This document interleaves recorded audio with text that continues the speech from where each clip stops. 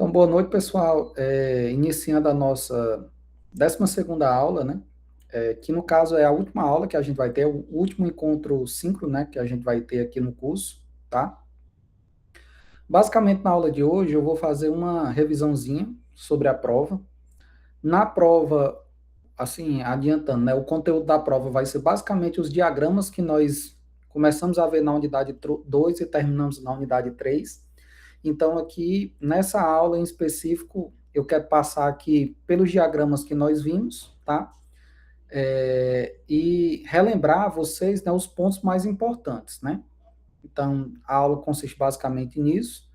Na prova não tem nada do que a gente não viu nas aulas, né? Então, todo o conteúdo da prova a gente viu nas nossas aulas, né? Seja para construir o diagrama, os conceitos, etc, tá? Então, é basicamente isso que a gente vai fazer agora na aula de hoje, iniciando pelo diagrama de caso de uso, né? Então, no caso aqui, o diagrama de caso de uso, o que é que eu preciso que vocês saibam, né? Que esses elementos aqui, eles são os atores. Esse aqui também é um ator. Relembrar vocês que o ator, ele pode ser tanto uma pessoa que interage com o sistema, como também uma API, um outro sistema no qual o seu sistema vai interagir. Então, tudo isso aqui é ator, certo? Essas linhas aqui que ligam os atores aos casos de uso, elas são o que a gente chama de associações, tá? Então, isso aqui são as associações. E esses círculos aqui, né? Não é bem um círculo, né? Os círculos aqui, né? Eles são os que a gente chama de caso de uso, né? Então, basicamente, o que é um caso de uso, né? Caso de uso é uma... Boa noite, Edson. Edson, como você entrou agora, na aula de hoje a gente vai só dar uma relembrada aqui, eu vou focar aqui nos principais pontos que vocês precisam saber para a prova, tá? Então, estou começando aqui pelo diagrama de caso de uso. Então, no caso aqui, esses círculos aqui, essas elipses, na realidade, né? Me lembrei o nome agora. Eles são os casos de uso, certo? E, basicamente, um caso de uso, ele é uma funcionalidade que o sistema vai ter. O nível de abstração, quem define é quem está modelando. Então, tem gente que pode colocar, por exemplo, um caso de uso é gerenciar produtos. E dentro do gerenciar produtos, você vai ter cadastrar, alterar, listar, etc. Ou você pode, por exemplo, dividir. Criar um caso de uso para cadastrar, um caso de uso para listar, um caso de uso para atualizar. Normalmente o pessoal divide, tá? Ele deixa um pouco mais específico, não deixa tão genérico não, tá? E as linhas que ligam, né, os casos de uso, ou os atores aos casos de uso, a gente chama de associação. O que isso indica? Indica que quem vai, por exemplo, executar esse caso de uso, navegar para o produto, é o ator cliente. Então, ele visa dar essa informação, tá? E outra coisa também que vocês precisam se atentar é, por exemplo, quando você tem essas linhas tracejadas aqui, a gente tem uma associação aqui, um relacionamento entre um caso de uso e outro caso de uso. Você tanto pode ter um caso de uso do tipo extends, como do caso de uso do tipo include. Qual é a diferença do extends para o include? O extend, ele é um caso de uso opcional, ou seja, quando eu estou finalizando uma compra, é opcional eu aplicar um cupom de desconto ou não. Eu posso ou não. Então, quando eu tenho quando não é obrigatório, eu uso um extends. Ou seja, o aplicar o desconto, ele faz parte do fluxo do finalizar a compra, mas não é obrigatório. Já, por exemplo, quando eu tenho o include, eu estou dizendo que esse caso de uso aqui, ele faz parte do fluxo desse, porém, é obrigatório você executar esse caso de uso para você finalizar, para você completar esse caso de uso aqui. Então, assim, a principal diferença entre o include e o extends é isso, tá? Essa questão de um caso de uso, ele ser obrigatório ou não, para que um outro caso de uso seja todo realizado. É basicamente isso. Então, assim, no diagrama de caso de uso, não tem muito segredo, pessoal. Os conceitos que vocês precisam saber e precisam levar para a prova são esses: ator, caso de uso, associação entre caso de uso e caso de uso, extends, include. Pronto. E lembrar que um sistema ele também pode ser um ator, né? Não só pessoas, digamos assim. Então agora a gente vai passar aqui, deixa eu abrir aqui, que a gente vai passar para o diagrama de classe, tá? Então deixa eu abrir aqui.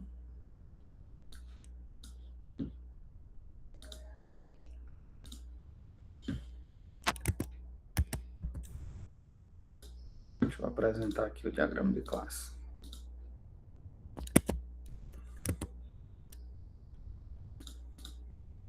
Então, aqui a gente tem um diagrama de classe, tá?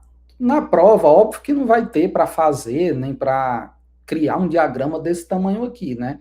Seria um diagrama que eu vou cobrar um diagrama mais simples, né? Mas o que é que você precisa fazer, o que é que você precisa entender e saber do diagrama de classe? Primeiro, o que é uma classe. Então, você tem que entender que esse quadradinho aqui, esse daqui, eles são, você está modelando classes, tá? Cada classe, ela é dividida em 3 partes, digamos, né? Que essa parte aqui, ó, por exemplo, a gente tem um nome, que seria funcionário, a gente tem os atributos e a gente tem os métodos da classe, certo? Então, tem esses 3 passos. Lembrar que os atributos, né?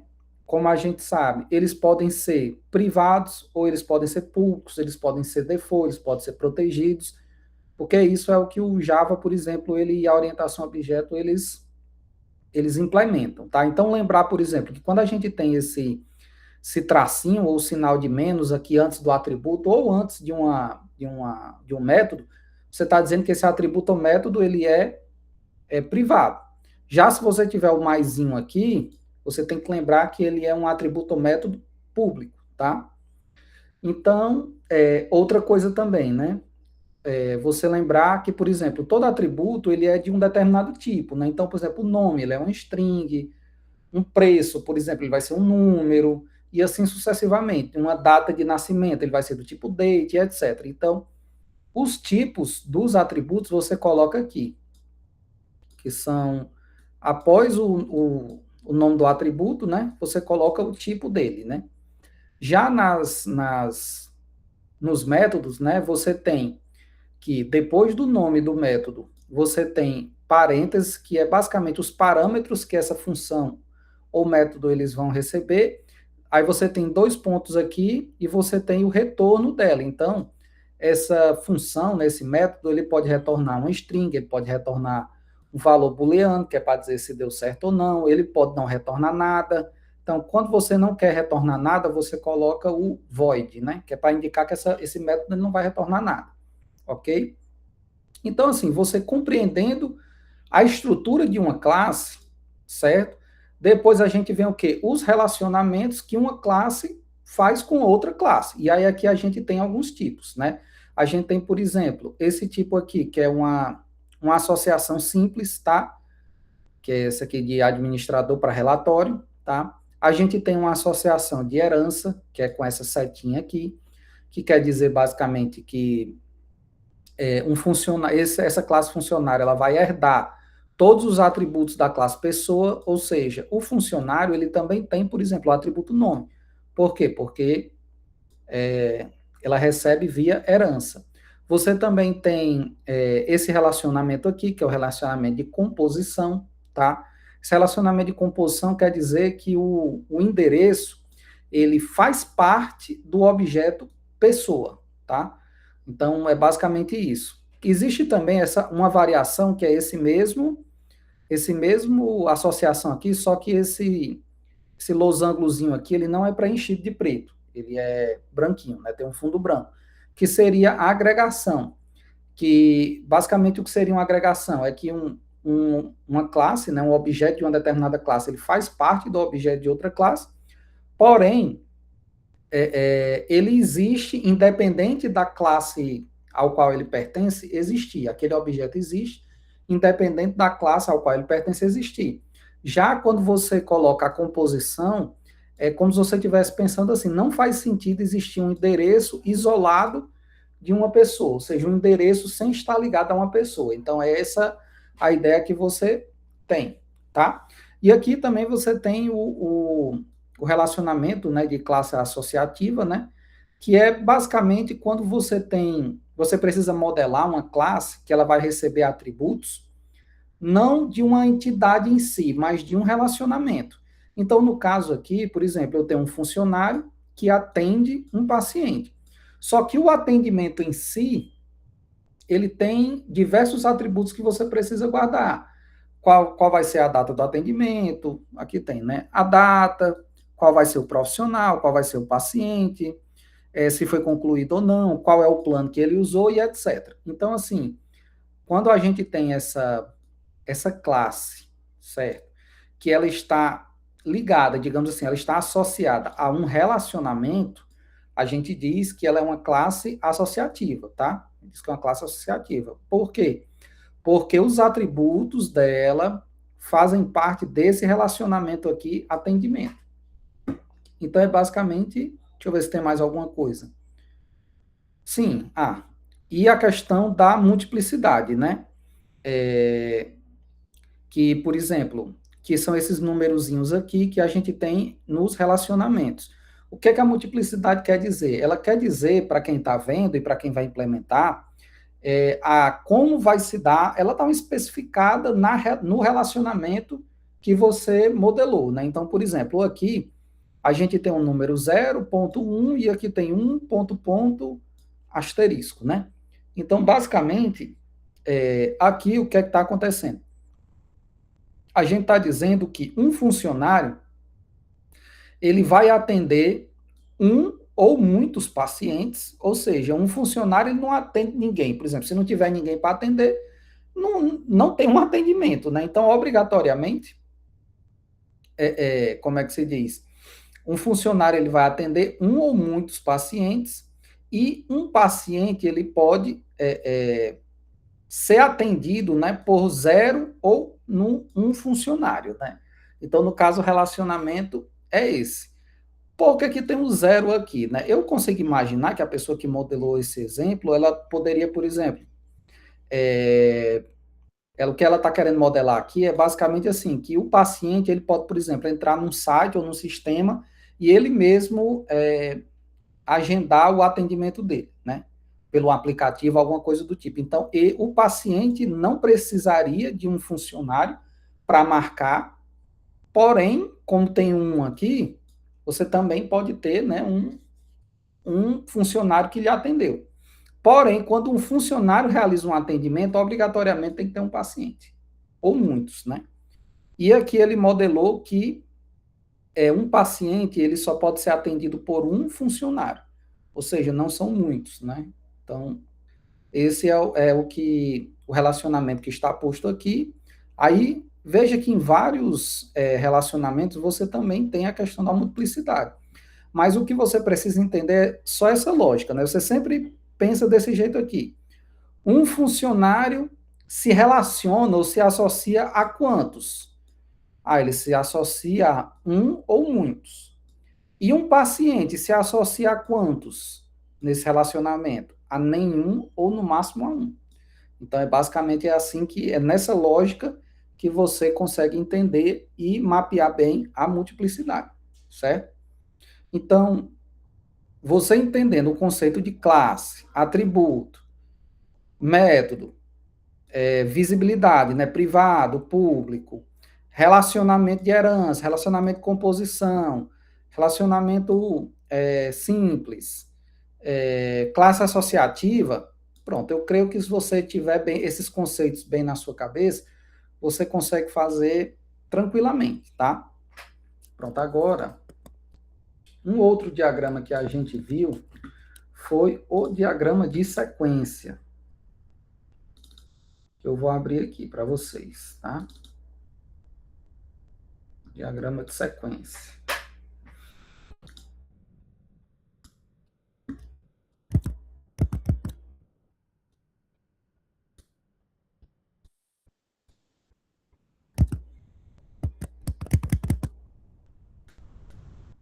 Então, aqui a gente tem um diagrama de sequência. No nosso exemplo que a gente fez, está mais simples, né? A gente não colocou esse break aqui, acho que a gente não colocou essa parte aqui que é para dizer que é crítico e etc. Então, assim, ele tá mais simples, tá? E, assim, na prova também não tem nada muito complexo, né? Então, o que é que vocês precisam saber do diagrama de sequência?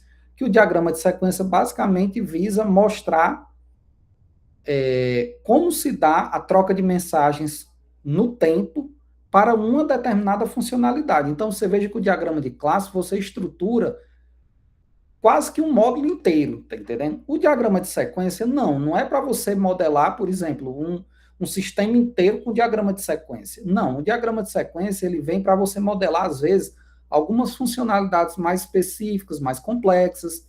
Então, aí você usa o diagrama de sequência, tá? Então, basicamente aqui, a gente tem alguns elementos aqui que vocês precisam conhecer, né? Primeiro, esse elemento aqui que seria o ator, né? Que é quem vai interagir com o sistema, né? Digamos assim. Aqui você tem um objeto do tipo fronteira, tá? Então, toda vida que vocês virem esse elementozinho aqui, esse elemento aqui, vocês têm que entender que ele é um objeto do tipo fronteira. E o que quer dizer objeto do tipo fronteira? Normalmente é a interface do sistema, tá? E normalmente a interface do sistema está ligada ao usuário, né? Ou seja, quem está ali manipulando a funcionalidade, quem está interagindo com o sistema. A gente tem o objeto de controle, tá? Que esse objeto de controle ele fica entre a interface e entre os objetos de dados, e ele é responsável basicamente por gerenciar o fluxo. Então, por exemplo, funcionalidades como validações, como identificar, se um determinado cadastro ele é de um determinado tipo, eu tenho que chamar, eu tenho que consultar dados tais. Se ele é de um outro tipo, eu tenho que consultar outros dados. Então, essa lógica geralmente fica nos objetos de controle. E aqui a gente tem os objetos de entidade, que basicamente mapeiam os dados, tá? No diagrama de sequência, é aqui onde os dados estão.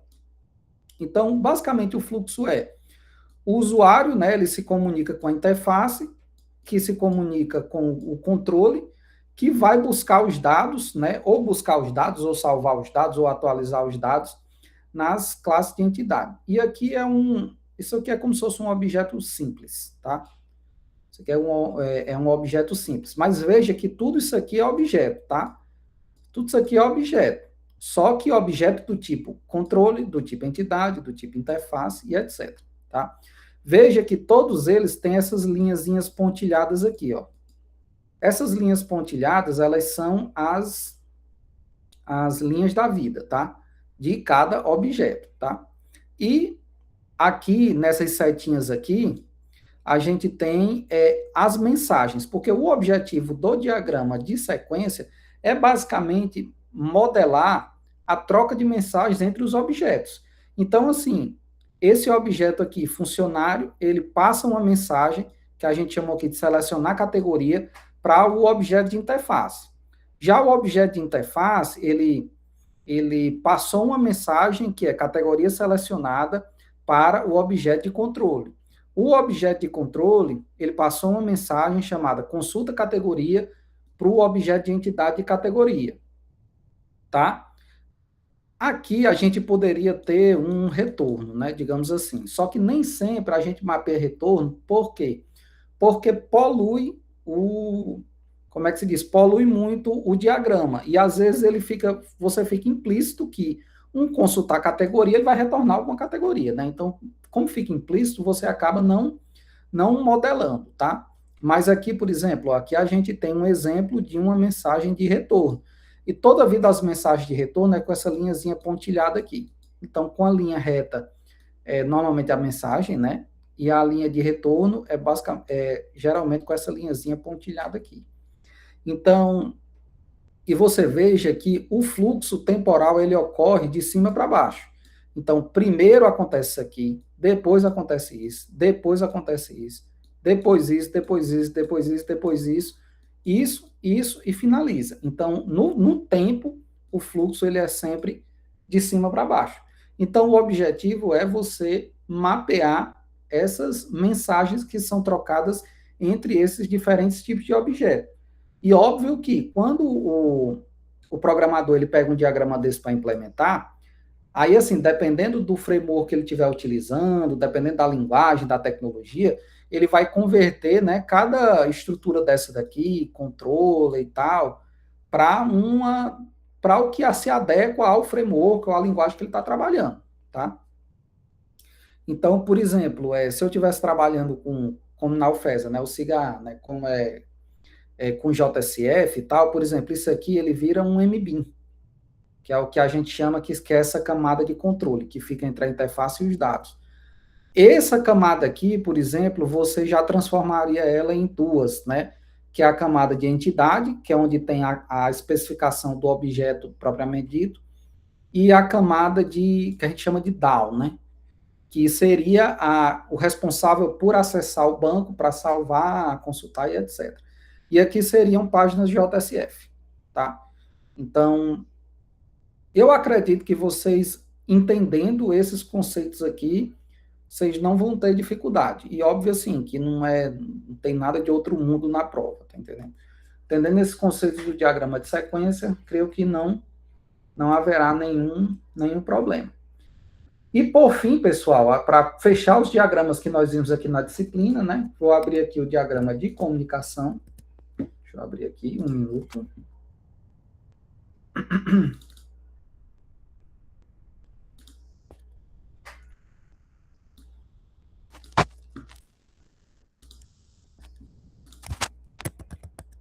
Deixa eu abrir, estou abrindo.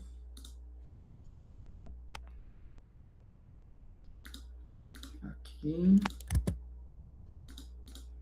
Deixa eu para cá.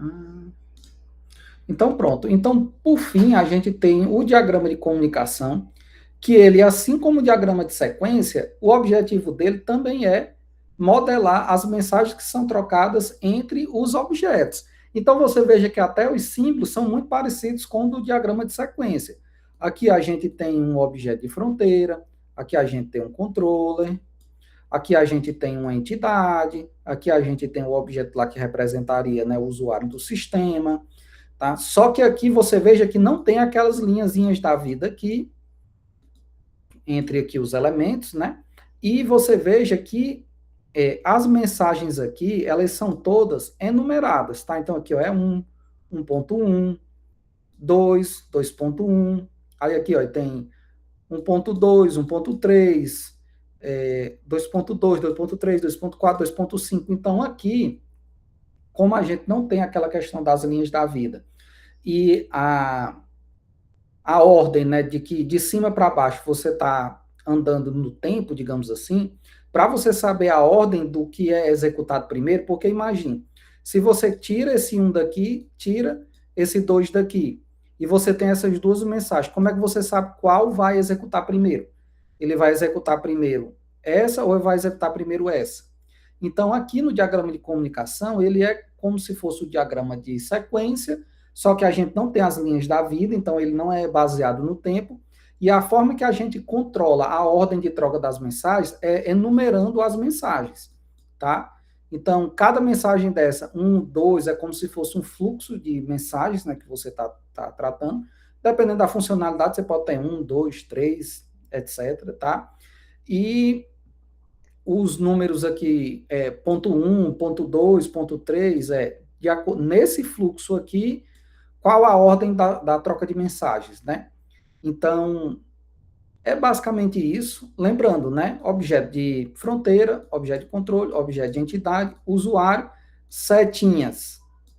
E isso aqui, ó, essa linhazinha aqui, ela quer dizer que existe uma associação, um relacionamento entre esses objetos, tá? E se existe uma associação, um relacionamento, eles trocam mensagens. Quais são as mensagens que ele troca? Essas aqui que você coloca em cima delas. Sempre lembrar de colocar a seta para dizer a ordem do qual a mensagem tá sendo enviada, de quem para quem. Então, se eu tenho essa seta aqui, eu sei que quem enviou foi esse e quem recebe é esse, né? Obviamente. E, assim como no diagrama de sequência, ó, veja que as mensagens de retorno, elas também são a setinha tracejada, tá? Às vezes você também não precisa modelar, se for algo muito óbvio, você também não precisa modelar, tá? E o diagrama de comunicação, eu acho que junto com o diagrama de caso de uso, ele é o mais simples, tá?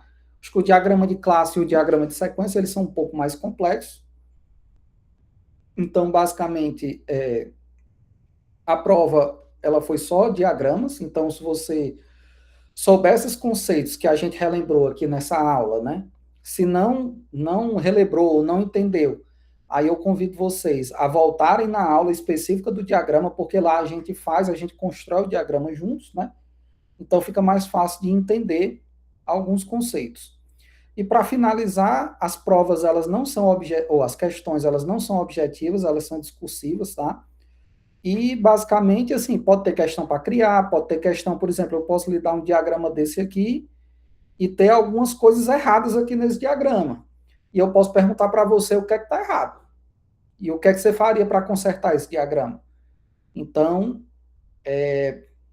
basicamente essa a prova, né, o que eu posso falar para vocês agora. E desejo muito sucesso. Vou parar a gravação aqui. Quem tiver alguma dúvida, pode falar.